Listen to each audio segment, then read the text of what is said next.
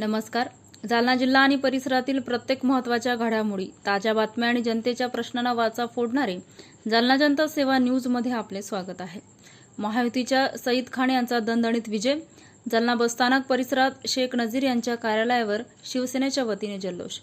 परभणी हिंगोली स्थानिक प्राधिकरण मतदारसंघाच्या निवडणुकीत महायुतीचे उमेदवार सईद खान यांची 242 मते मिळवत दणदणीत विजय संपादन केला.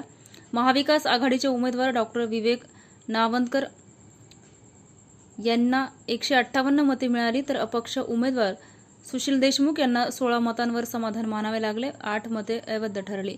निवडणुकीत महायुतीकडून सईद खान, महाविकास आघाडीकडून डॉक्टर विवेक नावंदकर आणि अपक्ष म्हणून सुशील देशमुख निवडणूक रिंगणात होते. सईद खान यांना 242 मते मिळवत विजयावर शिक्कामोर्तब केला.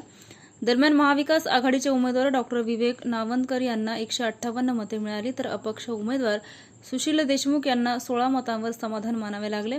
8 मते अवैध ठरली. अखेर तिन्ही फेऱ्यातील मतमोजणीत महायुतीने स्पष्ट आपला विजय संपादन केला.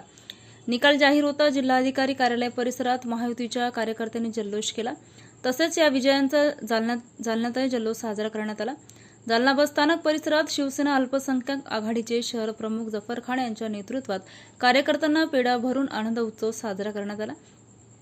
यावेळी शिवसेना अल्पसंख्याक शहर प्रमुख जफर खान, शिवसेना उपशहर प्रमुख शेख नजीर, मुसा परसुवाले, शेख खलील, परवेज खान, गुड्डूभाई, सय्यद अब्रार, आमिर खान व इतर उपस्थित होते. अशाच विश्वासार्ह बातम्यांसाठी आमच्या चॅनलला आता सबस्क्राईब करा. इंस्टाग्राम आणि फेसबुकवर फॉलो करायला विसरू नका.